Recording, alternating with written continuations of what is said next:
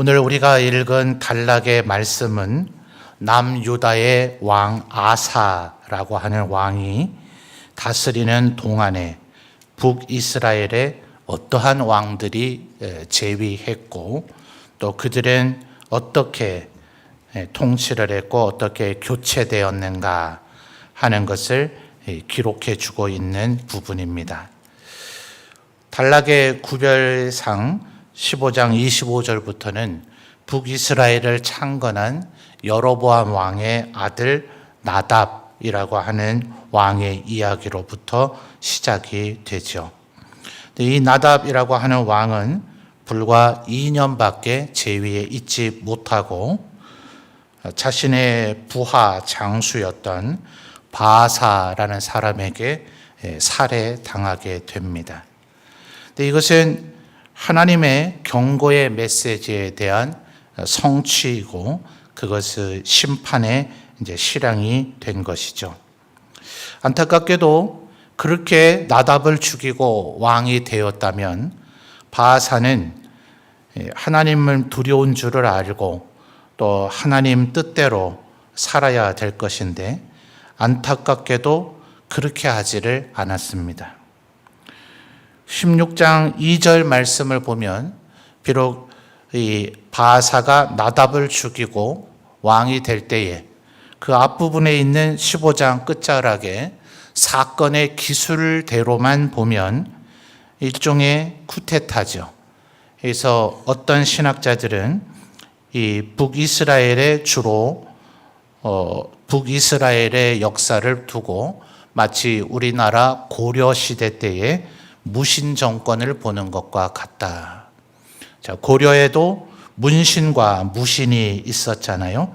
그런데 문신들이 무신들을 많이 차별했고 하위 관료는 문신과 무신이 다 승진할 수 있었지만 조선시대에 와서 소위 당상관이라 그래서 건물을 무슨 당 이렇게 표현을 하잖아요.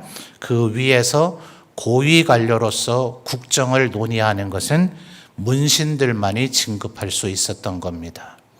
이제 무신들은 아무리 진급해 봐야 그 당상관이 되지 못하는 줄을 뻔히 아니까 이제 하위 문신이라 하더라도 내가 언젠가는 이 사람의 직책을 추월하게 된다는 걸 알아서 하위 문신들도 고위 무신들을 무시하고 업신여기는 일들이 고려시대에도 허다했던 겁니다. 얼마나 위험천만한 일이에요. 무신들의 손에 무기가 쥐어져 있는데 그들을 존중하고 우대해 줬어야 되는데 그들을 멸시하고 비아냥거리니 결국 그들이 쿠데타를 일으켜서 왕을 죽이고 정권을 장악하죠. 그게 이제 고려 후반부에 있는 소위 무신 정권입니다. 근데 안타깝게도 그렇게 했으면 문신들이 잘못한 것 때문에 그들이 쿠데타를 일으킨 거 아닙니까?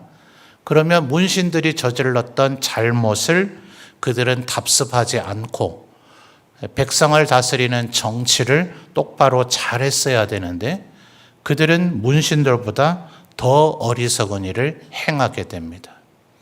그러니 방금 전에 칼로 왕과 고위 관료를 죽이고 우두머리가 되는 것을 봤으니 나는 힘이 없나 내 손에는 칼이 없나 이래서 그 뒤에 피해 쿠데타가 계속해서 이어지게 됩니다.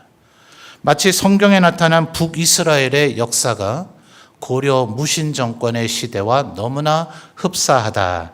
이래서 우리 한국 신학자들 중에는 이 북이스라엘의 역사, 오늘 우리가 지금 읽은 부분이 바로 그렇죠. 여로보암과 그의 아들 나답, 그래서 나답을 죽이고 왕이 된 바아사와 그의 아들 엘라, 그리고 그 엘라를 죽이고 왕이 된 시므리는 안타깝게도 단 7일 만에 다시 또 목숨을 잃게 됩니다. 그래서 이렇게 5명의 왕이 교체가 되는 이 시기는 마치 고려 무신 정권의 시기와 같다 하는 거예요. 그런데 마지막 지금 이제 시므리 7일 동안 왕 노릇했던 시므리를 죽게 만드는 또 다른 쿠데타의 주인공이 16장 16절을 보면 오므리라고 하는 군대 지휘관이 나타납니다. 이 사람이 이제 아합 왕의 아버지예요. 그래서 이 아합의 일가는 그 이전 왕실 여로보암과 바하사는 겨우 2대밖에 계승이 안 되죠. 아버지가 왕이지만 아들이 살해당해서 그 왕실이 멸망하고, 아버지가 왕이 돼서 아들에게 물려줬지만 그 아들이 또 살해당해서 왕실이 멸망하고, 심지어 시므리는 단 7일밖에 왕노릇 못하는 이 5명의 왕들과는 달리 오므리의 왕조, 아합의 왕조는 몇 대를 더 이어가긴 하지만 최악의 왕조로 기록이 됩니다. 자, 그런데 이 여로보암의 왕실과 그리고 바하사의 왕실이, 아버지들은 각각 24년, 22년 이래도 조금 긴 기간을 통치하고, 그의 아들들인 나답과 엘라는 겨우 2년밖에 통치를 못하게 되는데, 하나님께서 이들을 하루아침에 멸망시키고자 한 게 아닙니다. 그 앞에 말한 24년과 22년, 자, 15장 33절을 한번 보실까요? 오늘 우리가 읽었던 단락 중에 나오죠. 15장 33절 보시면, 유다의 아사왕 셋째 해에 아히야의 아들 누가요? 바하사가 디르사에서 모든 이스라엘 왕이 돼서 몇 년 동안 다스렸다고요? 24년이요. 자, 여러분 24년이면 짧은 세월입니까? 긴 세월입니까? 엄청나게 긴 세월이죠. 요즘은 해마다 강산이 변한다 이런 표현도 쓰더라고요. 가끔 제가 세미나나 어떤 기도하러 가기 위해서 평택 근처를 가게 되는데, 그쪽이 요새는 엄청나게 발달하더라고요. 그래서 작년에 갔을 때하고 올해 갔을 때하고 아예 도로가 달라져서 내비대로 갔다가도 아주 낭패를 겪었던 일이 몇 번 있습니다. 업그레이드를 제가 아주 꼼꼼히 한다고 내비게이션 업그레이드를 했는데도 불구하고 아직 그 내비게이션에 반영이 되지 않을 정도로 도로망이 바뀌어 있는 상황이 벌어지고 있는 거예요. 그러니까 요즘에야 이렇게 해마다 수시각각으로 지형이 변하지만, 고대에는 그래도 10년이면 강산이 변한다, 우리가 그렇게 속담으로 얘기되고 있었잖아요. 그것이 2번이나 바뀔 정도의 세월이 지났으니 정말 긴 세월이죠. 그런데 하나님께서 그때까지 경고를 안 하셨겠느냐 하는 거예요. 여로보암이 왕위에 오르자마자 한 행동이 우상 숭배였죠. 그래서 하나님께서 여로보암에게 이미 경고하십니다. 네가 그렇게 했다가는 네 집안 사람들이 완전히 멸망하게 될 것이다. 오늘 우리가 본 16장 4절을 먼저 다시 한번 볼까요? 자, 이것은 여로보암이 아닌 여로보암 왕실의 뒤를 이은 바하사의 왕실이 결국 하나님 앞에 심판의 메시지를 듣게 되는 건데요. 16장 4절 끔찍한 얘기입니다. 읽어주세요. 시작.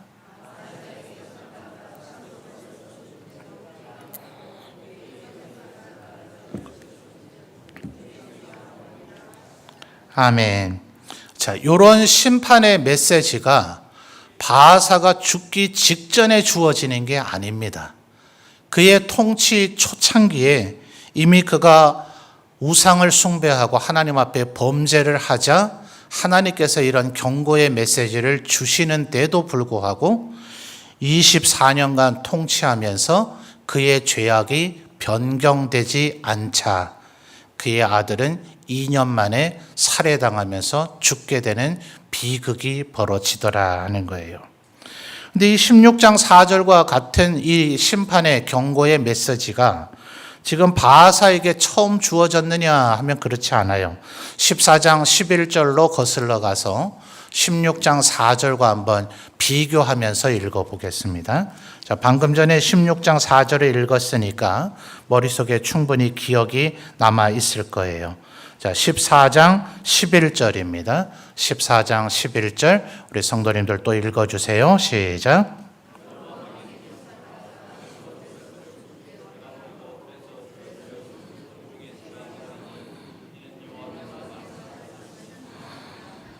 아멘.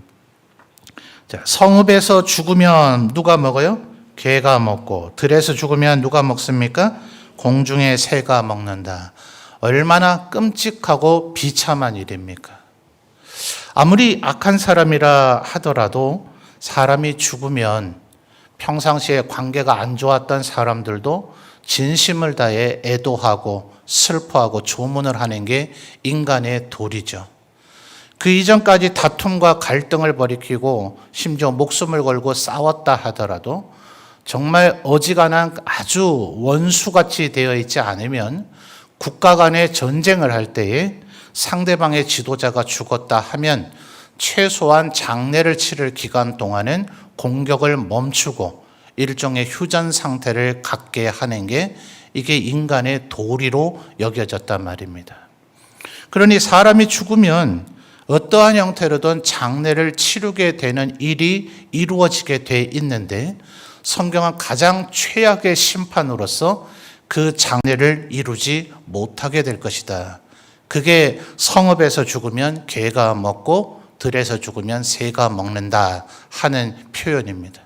그 누구도 그 죽은 이들을 위해서 장례를 치러줄 만한 여력이나 형편과 환경이 되지 않는 상황이 벌어지게 된다는 거예요.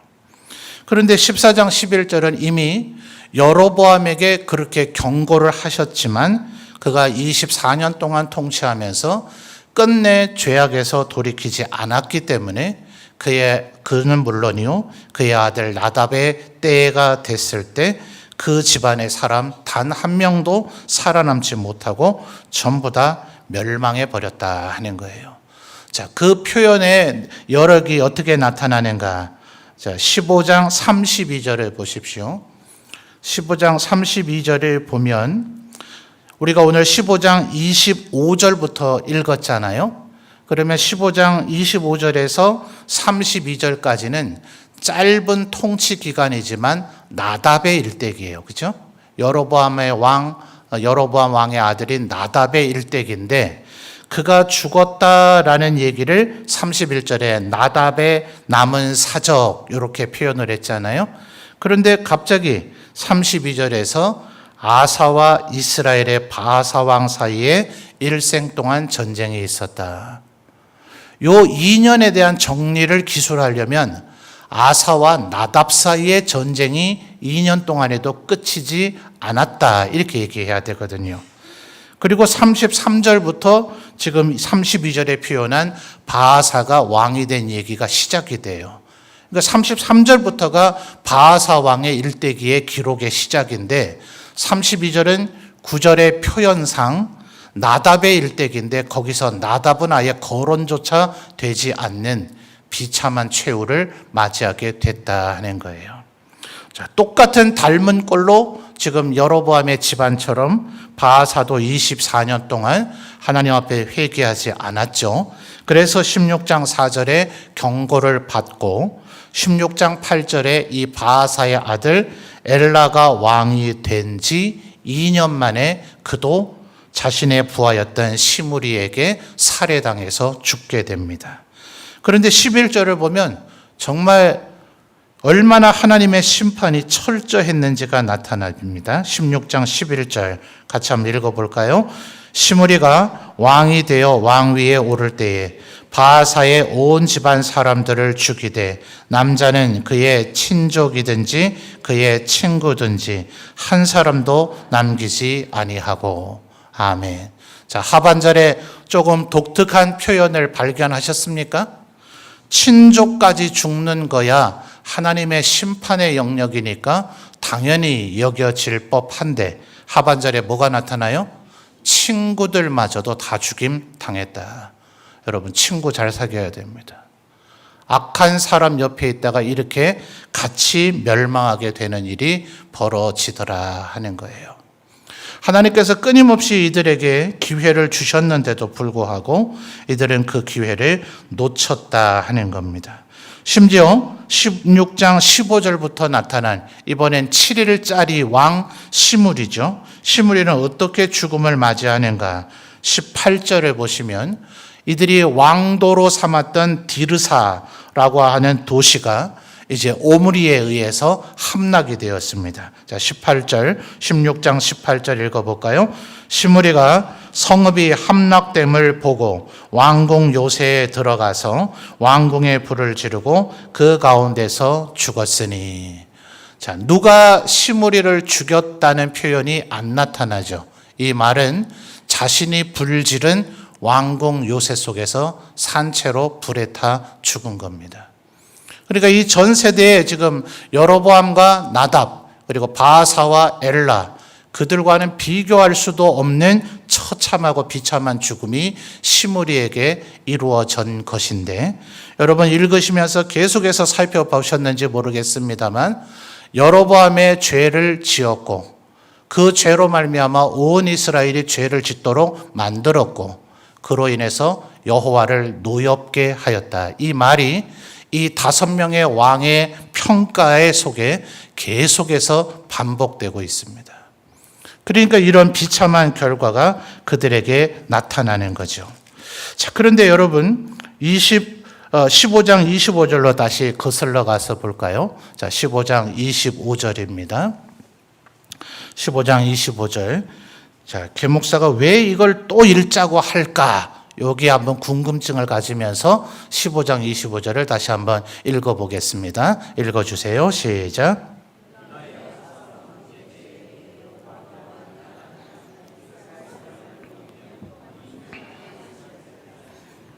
아멘. 자, 25절에 이런 표현이 남유다와 북이스라엘을 대조해 주기 위해서 어쩔 수 없이 쓰는 표현이기는 해요.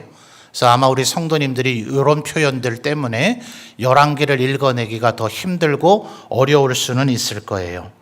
그런데 지금 15장 25절부터 오늘 우리가 살펴보는 4명의 왕, 사실은 이제 여로보암은 이미 이전 세대니까, 그러나 여로보암, 나답, 그 다음에 바아사, 엘라, 그리고 시므리로 이어지는 이 5명의 왕이 누구의 통치 시기에 있었다고요? 아사 왕의 통치 시기에 북이스라엘의 왕들이더라 하는 거예요. 그래서 25절의 시작이 유다의 아사왕 둘째 해에 이렇게 표현되고 있죠. 우리 지난 시간에 살펴본 아사왕 이야기 기억하십니까? 15장 1절에서부터 24절이 아사왕의 아버지였던 아비얌 그리고 아사의 이야기였는데, 그의 아비암의 어머니이자 아사의 할머니인 마아가, 이 사람이 아세라상을 만든 사람이라 그랬죠.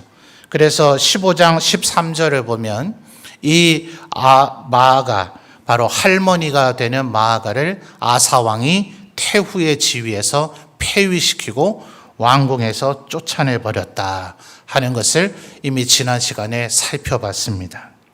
정확히 왕위에 오른 지 몇 년 만에 이 일을 했을지 열왕기가 그렇게까지 자세하게는 기록되어져 있지 않아서 단언하기는 어렵지만, 신학자들은 어쩌면 이 25절에 표현한 아사 왕의 재위 2년이 되기 전, 바로 이 나답이, 북이스라엘의 나답이 왕위에 오르기 전 마아가는 태후의 지위에서 쫓겨났을 수 있다 하는 거예요. 그러니까 남유다의 아사 왕이 어떻게 하는가, 이걸 봤다면 나답은 조금 다른 길을 걸을 수 있었겠죠. 우상 숭배한다는 이유 때문에, 아세라상을 세웠다는 이유 때문에 자기의 친할머니조차도 왕궁에서 쫓아버리는 자가 남유다의 왕이 되었대더라. 이러면 북이스라엘의 왕인 자신이 어떤 자세를 가지고 이 나라를 다스려야 될까에 대한 고민이 있어야 되지 않겠어요? 여러분, 우리들이 이 세상을 살아갈 때에 우리는 과연 지금 하나님의 말씀대로 잘 순종하고 있는가, 이런 것을 잘 살펴보셔야 됩니다.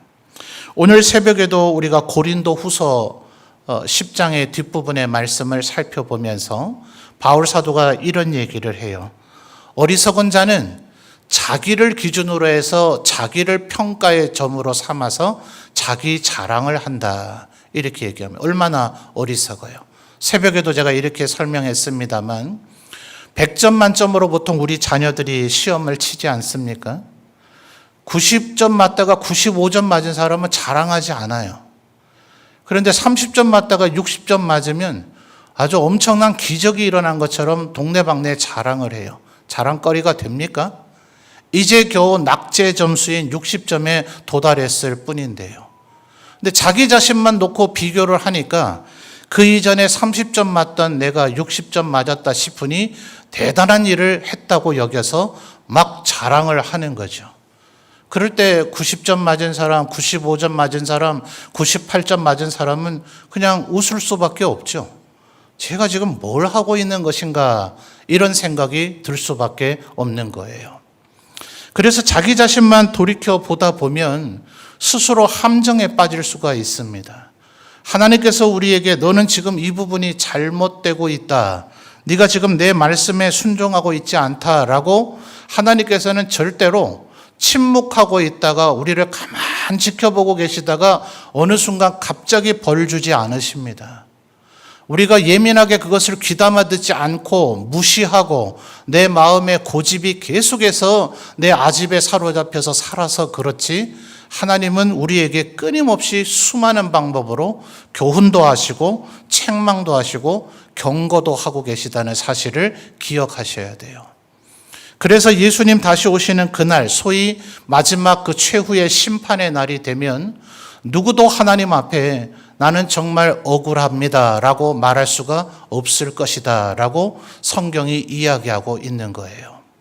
오늘 이 순간에도 수없이 많은 곳에서 계속해서 너 그렇게 해서는 안 돼 라는 경고의 메시지가 우리에게 주어지고 있다라는 것을 기억하셔야 되는 거죠. 모든 사람들이 분명히 하나님 앞에 어떠한 이유인지는 그날이 돼야 알겠지만 모든 악인들이 다 이 현생을 살아가면서 심판받는 것은 아닙니다. 성경은 말하기를 악인의 형통을 부러워하지 말아야 된다라고 얘기하면서 어떤 자가 심판을 받고 어떤 자가 징계를 받을 때 그것을 교훈을 삼아야 된다라고 이야기를 또한 성경은 하고 있습니다. 또 동시에 하나님 앞에 거룩하고 의롭게 살고 있는데도 불구하고 우리가 흔히 생각하는 축복을 받지 못한 것 같다라고 여겨지는 사람도 우리가 볼 수 있어요.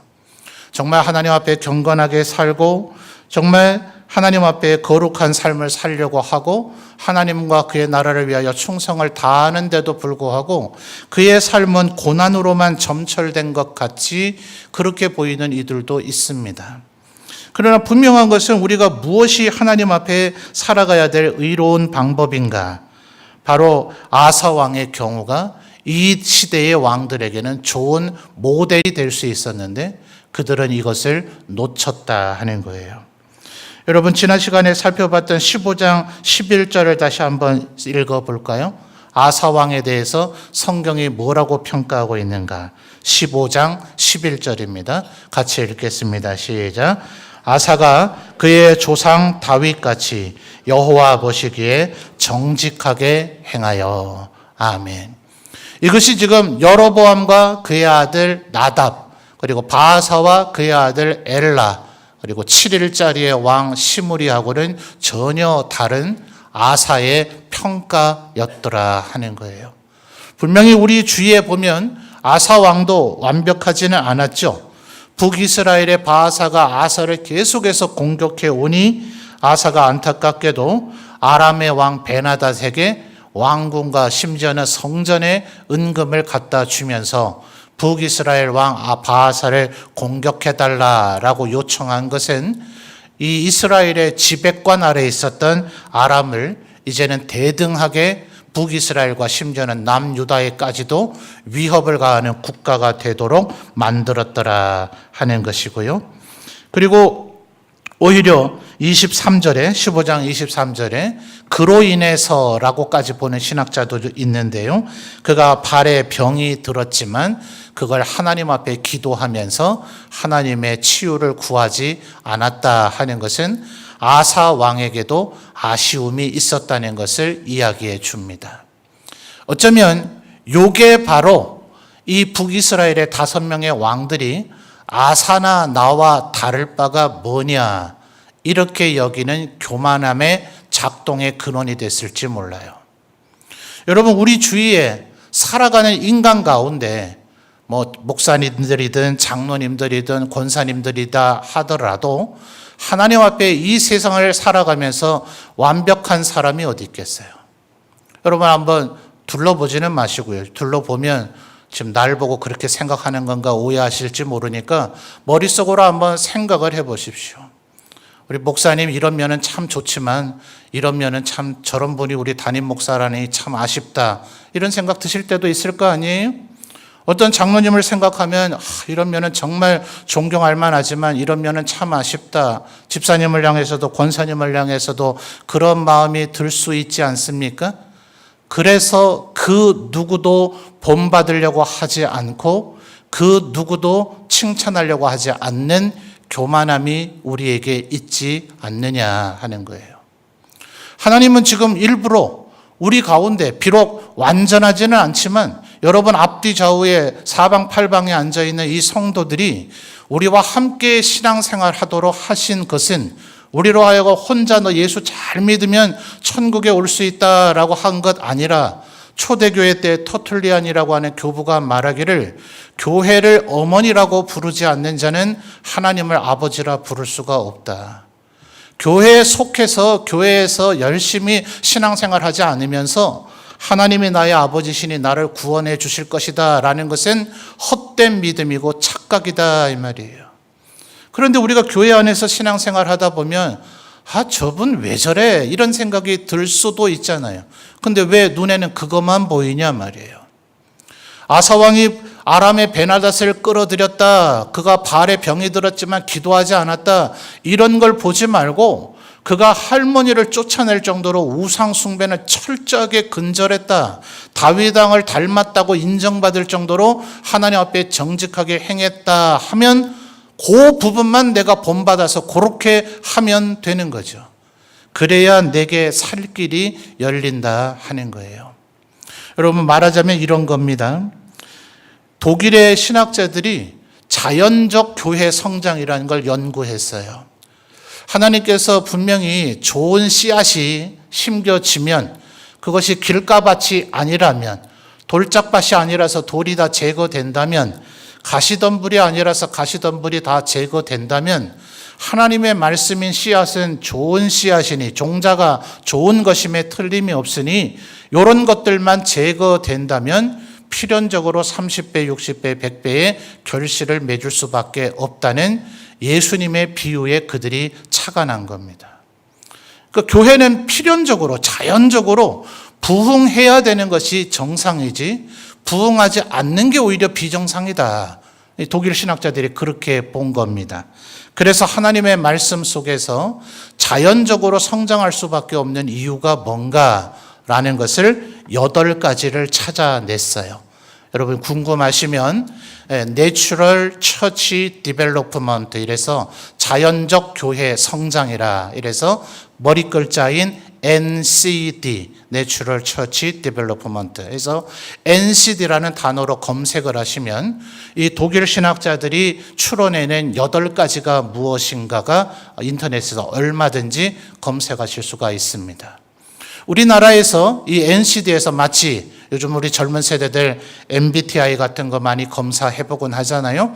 그런 것처럼 이 교회가 건강하냐 건강하지 않느냐라는 것에 대한 검사 도표가 그들에게 있습니다. 그 검사를 해서 아주 월등한 점수를 받아서 전 세계의 전설처럼 기록된 우리 20세기 우리 한국의 자랑스러운 교회가 저쪽 부산 쪽에 가면 풍성한 교회입니다. 그 교회가 이 NCD가 제시하고 있는 건강한 교회가 되는 방법의 설문조사에서 아주 월등한 건강한 교회로 성적을 받았어요. 자, 이 8가지 요소가 뭔지를 지금 설명하려면 시간이 설교 초두부터 이걸 설명했어야 시간이 적절할 거예요. 8가지는 여러분이 찾아보시고요. 마치 그런 것이 지금 이 북이스라엘의 왕들이 왜 아사를 주목하지 않았는가 이 아쉬움이 있다 이 말입니다. 여러분들 중에는 분명히 찬양을 엄청나게 잘하는 분도 있고 이분에게 주일학교 아이들 2-3명만 맡겨놓으면 그 해가 가기 전에 10명, 20명으로 만드는 분도 있고 이분에게 구역을 맡겨놓으면 그 구역이 2배로 증가하게 하는 분도 있고 뭐 별의별 각양의 은사들이 있을 거예요. 이분이 어떤 일을 한다 하면 그분 주위에는 사람들이 다 많이 모이고 어떤 분이 일한다 하면 어떻게 그렇게 이 사람을 못 모아내는지 사람마다 장점이 있고 단점이 있어요. 우리는 다른 사람이 뭘 보고 있느냐 하는 거예요. 여러분의 존재, 한 사람의 존재 자체가 바로 지금 하나님께서 우리에게 주시는 격려의 메시지임과 동시에 경고의 메시지다 하는 거예요. 다른 분이 잘하고 있는 것을 보고 배워야죠. 아, 저분은 이렇게 하니까 저 사역에 저렇게 열매가 있구나. 아, 저분이 이렇게 하니까 저분이 사역에 열매가 없는 부분이 있구나. 우리 뭘 봐야 된다고요? 저분이 이렇게 하니까 사역의 열매가 많구나 하는 것을 내가 배우고 나를 다듬어 나갈 때 그것이 성령의 열매 맺는 과정이다 하는 거예요. 우리는 흔히 잘못 생각하면 하나님 앞에 그냥 성경만 많이 읽고 찬양만 많이 하고 기도의 시간만 많이 가지면 성령의 9가지 열매가 맺혀질 줄로 착각해요. 사람과 뒹굴지 않는데 어떻게 사랑하는 일이 벌어집니까? 사람들과 뒹굴지 않는데 어떻게 오래 참는 일이 벌어져요? 사람들과 갈등을 겪어보지 않는데 어떻게 자비할 일이 생기냐고요. 사람들과 이 일을 이렇게 하는 게 맞냐 저렇게 하는 게 맞느냐 논쟁 좀 해보지 않고 어떻게 절제하는 일이 벌어지겠어요. 다른 사람, 다른 동역자들은 전부 다 지쳐서 뒤로 쓰러질 때 나 혼자 꿋꿋이 끝까지 버텨내보지 않고서야 어떻게 충성이 뭔지에 대한 개념을 이해라도 하겠냐고요. 그 2글자로 되어 있는 성령의 열매의 덕목을 이해한다고 해서 절대로 열매 맺을 수 있는 게 아닙니다.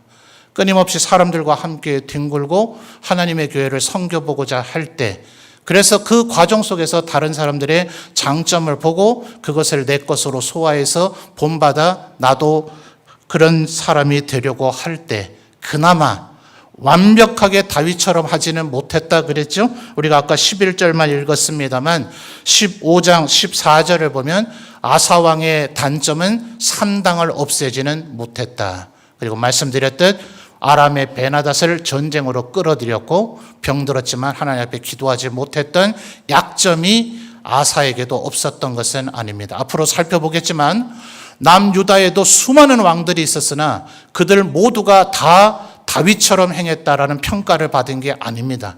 그저 한 너댓 명 정도입니다. 그들도 온전하지는 않았습니다. 그러나 그들은 평균 이상의 다윗과 같은 모습을 가졌다. 그래서 오늘 우리 성도들도 우리의 삶에 악순환의 고리가 계속됩니다. 이 세상에는 절대로 의로움과 선함이 있을 수 없습니다. 그러니까 이 세상을 바라보면서 왜 저래 하는 바보입니다. 아니 애초에 되지 않을 걸 보고서 뭘 쓸데없는 기대를 했다가 새삼스럽게 또 실망하고 이럽니까? 오직 우리가 희망을 걸고 소망을 걸어야 될 대상은 다윗이 그림자의 역할을 했던 것이고 진정한 다윗의 실체인 예수 그리스도 만왕의 왕이고 만주의 주님이신 그분만이 우리가 살아갈 삶의 지표이고 교훈이다 하는 거예요. 여러분 다윗 왕의 모습을 언제나 마음속에 새기십시오. 그는 얼마나 하나님 말씀에 순종하기를 힘썼습니까? 말한 김에 15장 5절도 다시 한번 읽어볼까요? 오늘 우리가 읽었던 구절 속에 그 가까이에 있으니까 말입니다. 15장 5절 보십시오. 이런 정도의 평가는 받아야 하나님 앞에 의로운 거 아니겠어요? 15장 5절 뭐라 얘기합니까? 이는 다윗이 햇사람 우리아의 일 외에는 평생의 여호와 보시기에 정직하게 행하고 자기에게 명령하신 모든 일을 어기지 아니하였습니다. 얼마나 아름다운 평가입니까? 다윗조차도 완벽하지는 않죠. 오직 예수 그리스도만이 히브리서에서 뭐라고 표현합니까? 그리고 우리와 똑같은 인간이시고 죄의 유혹까지도 받으셨지만 범죄하지 않으셨다는 것만 우리와 다르시다. 바로 이 예수 그리스도가 우리의 모델이요 우리가 본받아야 될 표준과 기준이 되어야 하겠죠. 그러나 더 나아가서는 다윗 정도라도 우리가 본받을 수 있다면, 그래서 다윗을 어느 정도 본받을 아사라도 본받을 수 있다면, 그래서 우리 교회에 하나님 앞에 헌신되고 경건하고 또 온유하고 겸손한 우리 교회의 많은 지도자들을 우리가 서로 본받을 수 있다면 우리가 주님의 모습, 다윗의 모습을 더욱 닮아가는 이들이 될 것이다. 우리의 삶에는 언제나 악순환이 계속됩니다. 가만히 있으면, 나태하게 있으면, 낭창하게 있으면 우리는 절대로 선을 행할 수 있는 존재가 아닙니다. 끊임없이 거룩하고 선을 힘쓰고자 애쓸 때 그나마 다윗의 모습 혹은 아사의 모습을 담는 일이 우리에게 부분적으로나마 이루어지게 될 것이다 하는 겁니다. 그래서 부지런히 말씀 읽고 기도해야 되는 거죠. 말씀 속에서 그 기준을 우리에게 알려주기 때문이죠. 앞으로도 끊임없이 말씀을 읽고 묵상하여서 아사와 같이, 다윗과 같이, 더 나아가서는 우리 구주 예수 그리스도처럼 하나님 앞에서 살아가시는 저와 여러분이 되시기를 주님의 이름으로 축원합니다.